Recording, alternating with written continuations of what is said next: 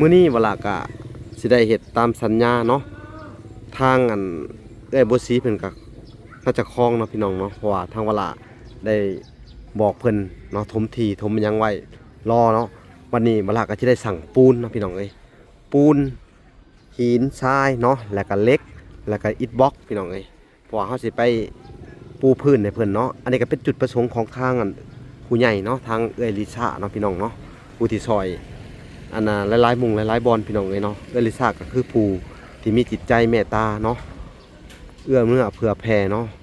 จิตใจที่แบบประเสริฐเลิศล้ำพี่น้องเลยช่วยเหลือหลายๆมุงหลายบอลเนาะก็คือทางเอลิซาเนี่ยเพิ่นก็ให้ทางเวลา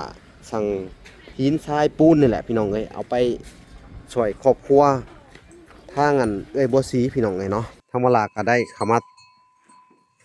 ติดตามมึงเนาะทางสร้างเพิ่นมาส่งหินส่งทรายพี่น้องเอ้ยเนาะหรือว่าทางทรายหินเนาะสบายดี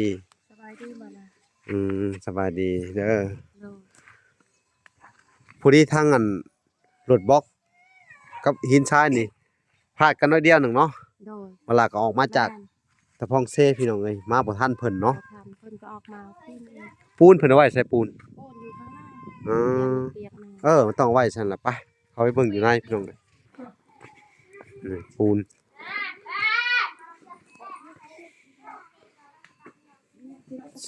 4 6 8 10 12 14 16 18 19ต้นหนึ่งเนาะโดยต้นหนึ่งจักสอบปกติมันก็20แหละเนาะเจ้า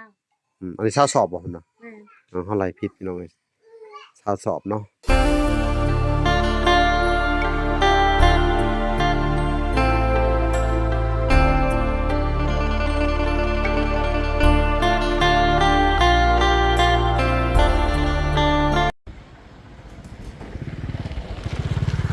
โอเคพี่น้องเอ้ยเนาะ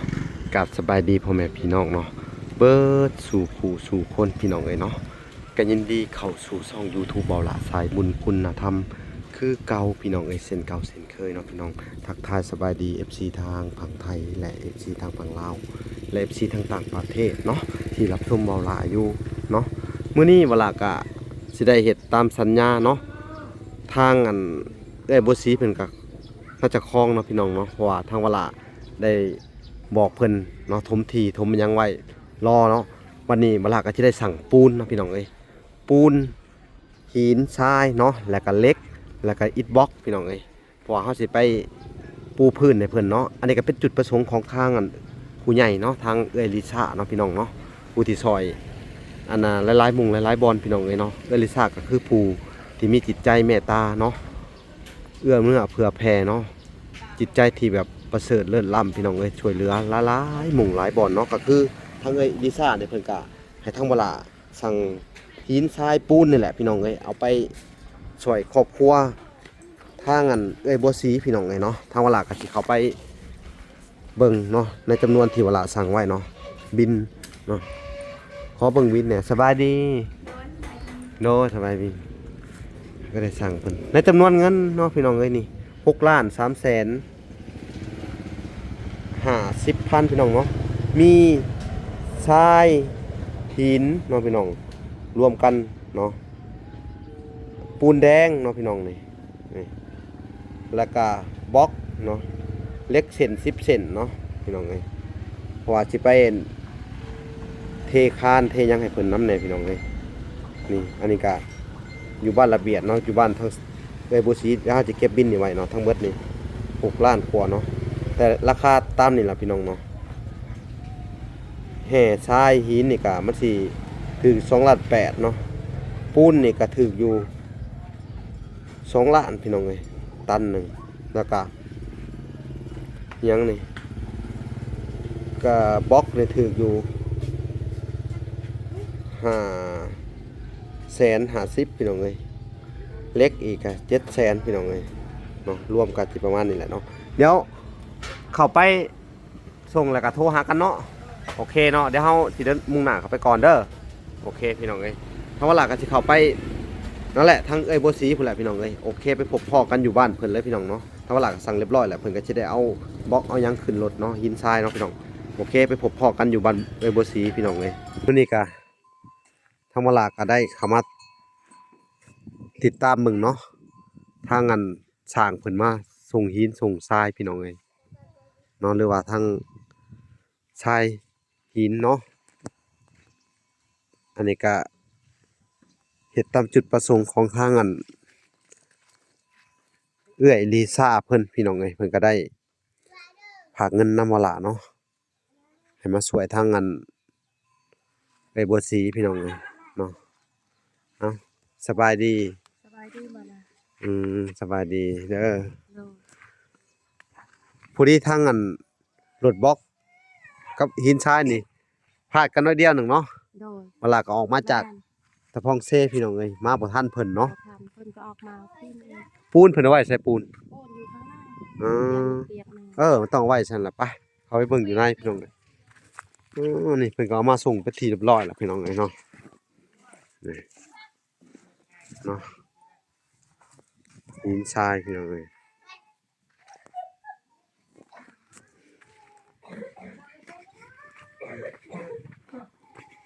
นี่ปูน 2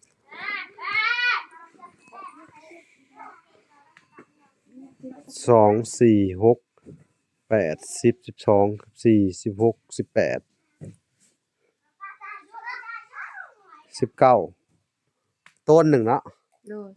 ต้นหนึ่งจักสอบปกติมันก็20เลยเนาะ เจ้า อันนี้20สอบบ่พุ่นน่ะ แม่น เฮาไล่ผิดพี่น้องเอ้ย20สอบเนาะ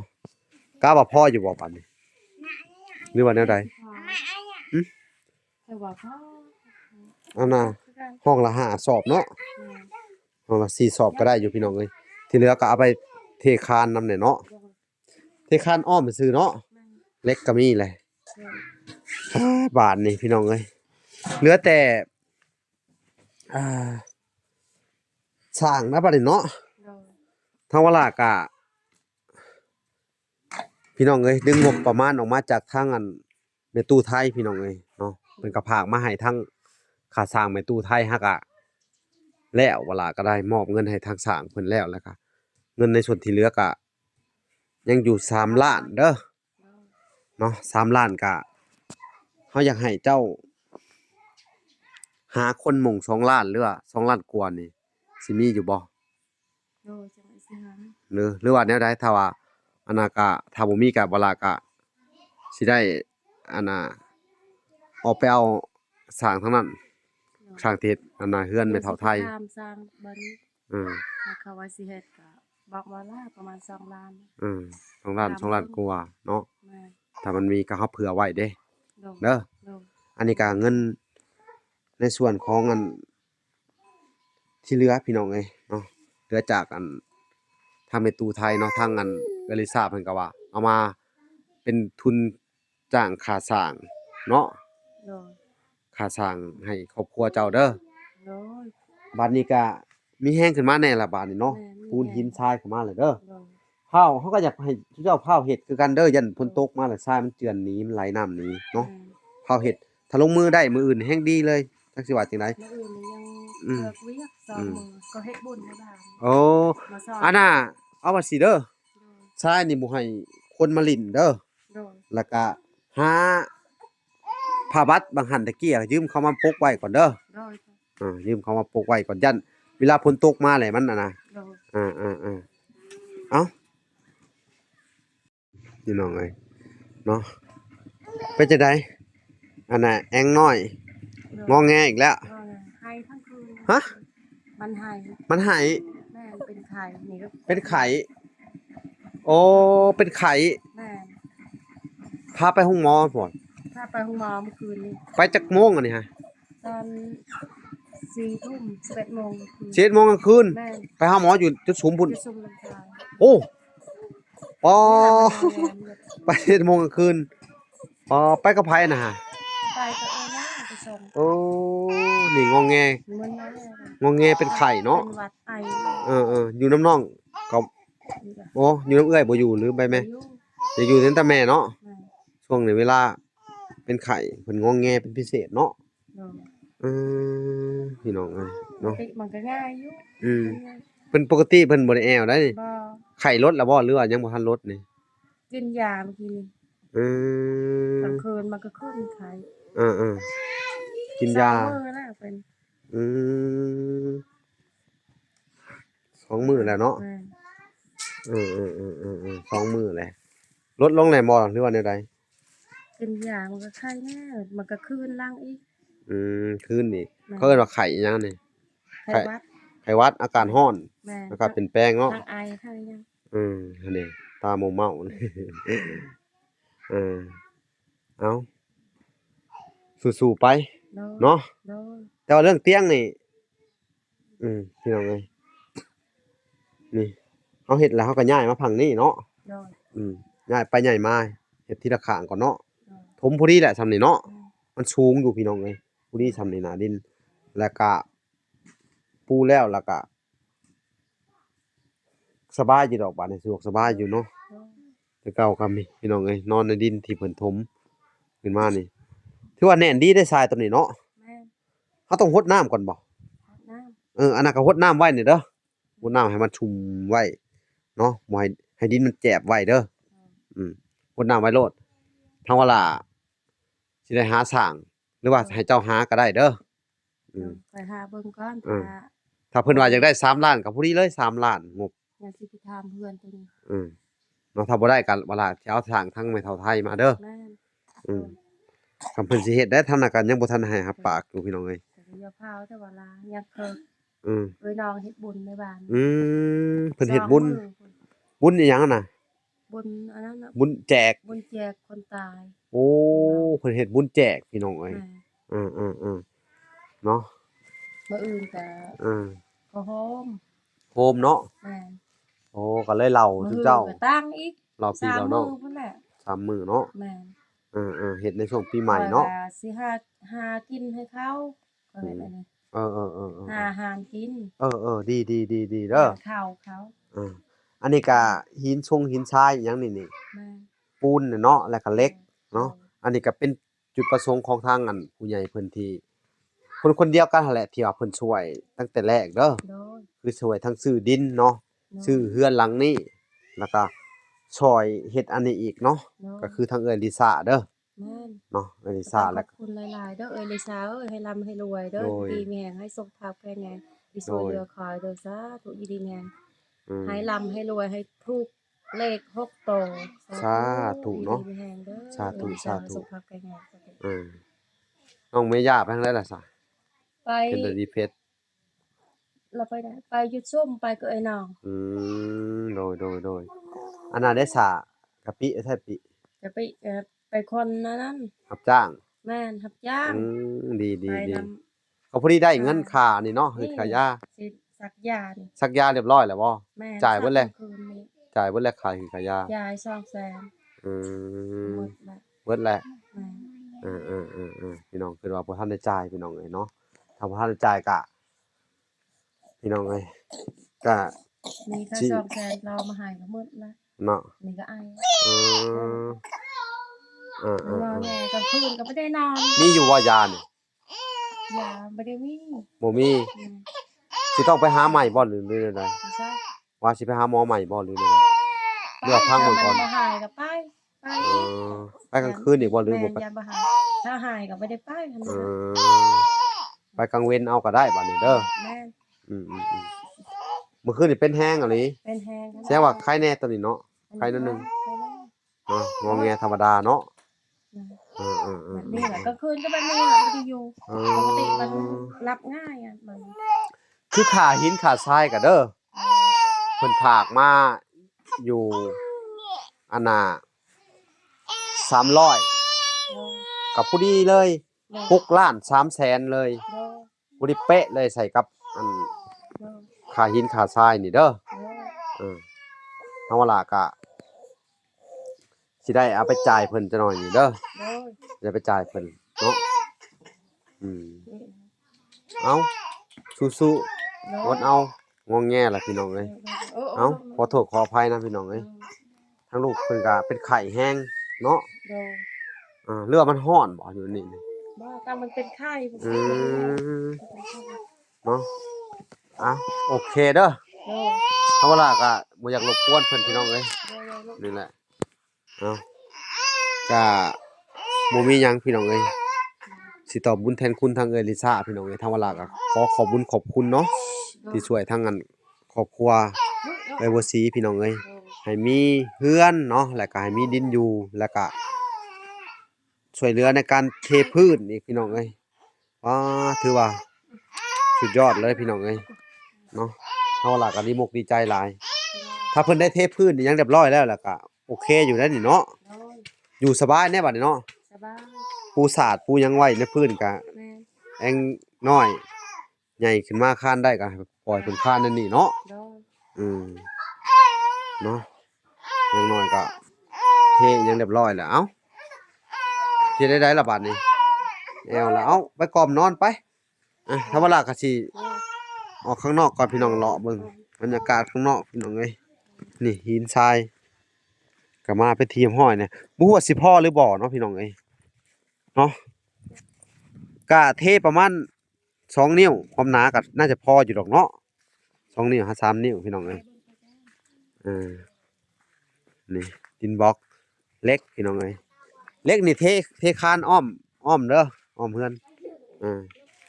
ที่เหลือก็เทพื้นเลยบาดนี้เล็กก็ชิ้นละ70,000พี่น้องเอ้ยเล็กก็แพงเนาะพี่น้องเอ้ยหัวสวนเพิ่นอ๋อเถอะพี่น้องเอ้ยหัวสวนโอ้เป็นอะไรบาดนี่ฮะ วัวกินกลางคืน งัวเขา แม่นมันทำกระโดด มันกระโดดเขา คอยไปอยู่เมื่อคืนเนี่ยคอยไปห้องหมอพาลูกไปสั โอ้ กยา ไปชักยา แม่น กลับมางัวกิน วัวกิน หมักแตง มืดหมักแตงออกดอกมืด หมักแตงหมักถั่วก็โดนกิน โดนกินเนี่ย หมักหุ่งก็โดนกินโอ้ยพี่น้องเอ้ย กินกลางคืน กินกลางคืน มันต่ำโพดเนาะ แม่น หมุ้ยตะนางนะพี่น้องเอ้ยตะนาง มันก็แรงได้งัวดิ ฮะ มันกระโดดเลยนะ ตะนางนี่เอาบ่อยู่มันเนาะเพียงเอิกหนึง มันกระโดด มันกระโดดขึ้นเลย โอ้ยมันมาย่างงัวบ้านเรา พี่น้องเอ้ยเข้าทางใดน่ะฮะ มันเข้าทั้งที่ กระโดดเข้าทางด้านหลังพุ่น โค่นทั้งพุ่นทั้ง โอ้งัวชาวบ้านนี่บ่ แม่น โอ้แล้วเลยพี่น้องเอ้ยบ้านนี่หมักแตงเพิ่นกำลังสิได้กินหมาก แม่นกำลังอ เอ อก อกำลังออกหมากกำลัง สิ บักถั่วอีก ปลูไว้เลยนะ ปลูกใหม่เด้อบัดนี้เด้อ โดน มักพริกก็กินหลายต้นเติบ แม่น อ๋อโทษพี่น้องเอ้ยหัวนี่แหละบ่ดีปานใดเนาะ แม่น โอเคพี่น้องเอ้ยนี่แหละ โอ้ตายเสียดายเด้ คอยกับบ่มีใหม่มันก็หายาก อันนี้ก็คอน้ำเขา โอ้ รักหัว โดย โดยรักคอยมันหา หมุ้ยไม้แน่เนาะ แม่นบ่ แล้ว มี พวกอะขอน้ำเขาแน่ แม่นของเขาหมดได้นี่นะคอน้ำเขา อืม เอาให้ซื้อ เออโอเค พี่น้องเอ้ยบาดนี่ ๆ ทางวลากะ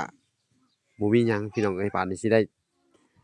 พาไปจ่ายเงินเพิ่นก่อนเด้อ เนาะ มันสิค่ำเนาะทางวลาก็สิได้ขอตัวลำลาไปก่อนเด้อ เนาะ สู้ๆต่อไปเด้อ เนาะ เรื่องของสร้างวลาก็สิเข้ามาติดตามเบิ่งเด้อ เนาะ ว่าเป็นจังใดเด้อเสียควบคู่กันไปเนาะทั้งเฮือนอันนั้นแน่พี่น้องเอ้ยเฮือนอันชาวลีแน่เนาะแต่ทั้งเฮือนไปเฒ่าไทยกะแล้วมื้อนี้นี่ล่ะหายห่วงแล้วไปเฒ่าไทยก็เหลือแต่เจ้าแล้วก็ชาวลีเนาะ เนาะ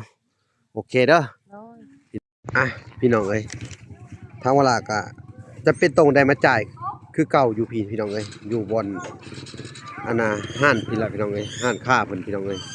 นี่เงินทั้งเบิดก็6 ล้าน3 แสนพี่น้องเอ้ยจะเอาเขาไปจ่ายให้เจ้เพิ่นก่อน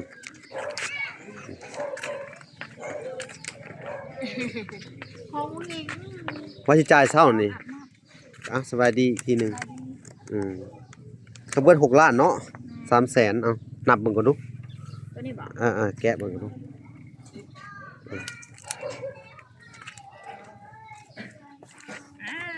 หนูคอยกินข้าวเด้อข้าวแห้งเด้อ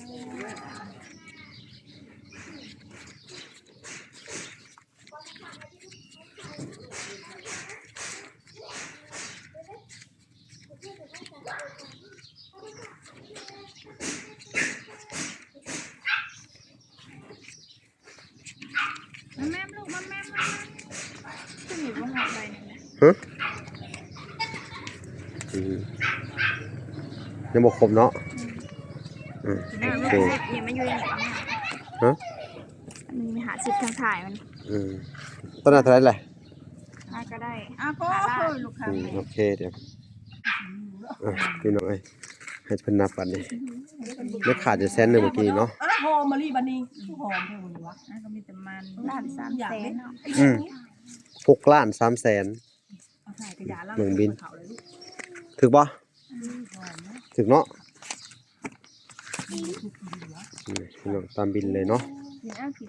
เอา โอเคบาดนี้พี่น้องเอ้ยทางเวลาก็ได้จ่ายค่าอุปกรณ์เสร็จสมบูรณ์แล้วเนาะพี่น้องเนาะนี่ก็สิได้ให้สร้างเพิ่นลงมือเฮ็ดเลยพี่น้องเอ้ยบาดนี้เนาะก่อนอื่นเบิดก็ต้องขอบคุณทางงานผู้ใหญ่ใจดีเนาะทางเอ้ยลิซ่าพี่น้องเอ้ยเนาะผู้ที่ช่วยในเขตเอื้อยบัวซีแล้วก็ทางแม่เฒ่าไทยเพิ่นพี่น้องเอ้ยเนาะมื้อนี้ก็ถือว่าได้ดำเนินการตามที่เพิ่นสั่งเรียบร้อยแล้วเนาะขอให้ทางเอื้อยเพิ่นเนาะอยู่ดีมีแฮงเนาะความเจ็บอย่าได้ความไข้อย่ามีหายเจ็บหายไข้หายเป็นยันโรคคาพี่น้องเอ้ยเนาะปราศจากโรคภัยไข้เจ็บพี่น้องเอ้ยเนาะเอ้า